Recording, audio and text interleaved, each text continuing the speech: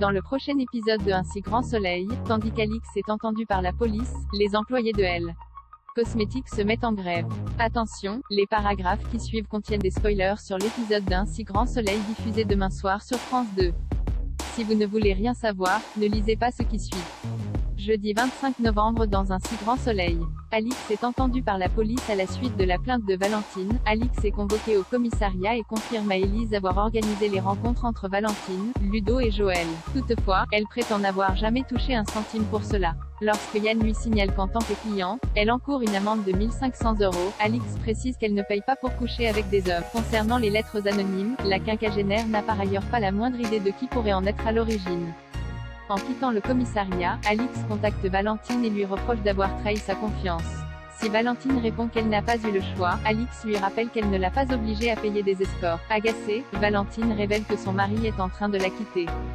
Malgré tout, Alix s'en moque et lance que le divorce serait ce qui pourrait lui arriver de. Pendant ce temps, Noémie est inquiète pour Ludo qu'elle trouve particulièrement tendu depuis quelques jours. Le jeune homme prétend donc être tout simplement pris par le travail. Au moment où elle l'invite à nouveau à rencontrer sa mère autour d'un dîner, Ludo tente d'esquiver puis suggère le week-end suivant. De leur côté, Yann et Élise sont convaincus qu'Alix les balade depuis le début. S'ils ont la certitude qu'elle est à la tête d'un réseau d'escorte, les policiers n'ont malheureusement rien pour le prouver à moins que Joël et Ludo passent à table. Yann suggère donc de les interroger afin de voir si l'un d'entre eux fait chanter Valentine. En parallèle, Alix prévient Ludo et Joël qu'elle a été obligée de donner leur nom à la police. Tous les trois s'accordent alors pour donner la même version des faits, à savoir que les deux jeunes hommes ont couché avec Alix sans jamais avoir reçu d'argent en échange. Par la suite, Joël est le premier à être convoqué. Au cours de son interrogatoire, il plante un couteau dans le dos d'Alix et confirme avoir eu des relations sexuelles organisées par elle contre rémunération. Les employés de Elle Cosmetics se mettent en grève. Lucille a écrit un article dans le Midi Libre dans lequel elle accuse Elisabeth d'avoir poussé Berthier au suicide. Même si Arthur pense que sa grand-mère n'est pas totalement étrangère à l'acte du comptable, cette dernière refuse d'emporter la responsabilité.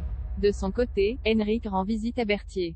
Face aux nombreuses questions de son collègue, le comptable confie combien il était désespéré en sortant de son entretien avec Elisabeth, mais ajoute qu'aujourd'hui il regrette son geste. Henrik lui assure alors que tous les salariés sont avec lui et indique par ailleurs qu'ils ont décidé de se mettre en grève dès cet après-midi. Après qu'il lui a conseillé de porter plainte pour harcèlement moral, Berthier rétorque qu'il ne se sent malheureusement pas capable de le faire car cette histoire est allée beaucoup trop loin. De plus, il se sent toujours responsable de ne pas avoir renouvelé le contrat d'assurance.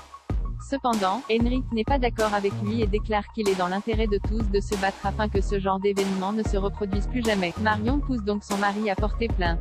En parallèle, le détective privé interroge le voisinage des Berthier et apprend que le couple se disputait régulièrement. Si elle affirme que la jeune femme découchait régulièrement, la voisine ne peut pas en revanche confirmer qu'elle avait une relation. À Elle Cosmetics, Elisabeth félicite Myriam pour son excellent travail et veut la faire évoluer en lui confiant le poste de chargée de marketing. Tandis qu'elle lui fait savoir qu'elle sera solidaire avec ses collègues en suivant le mouvement de grève, Elisabeth assure que cela ne remet pas du tout en cause sa proposition. Non loin de là, Florent prend en charge le dossier de Berthier et le rassure. Selon lui, cette plainte est juste un moyen de pression sur la direction afin qu'il puisse réintégrer l'entreprise. Dans l'après-midi, les employés de Elle Cosmetics se mettent en grève et quittent les bureaux.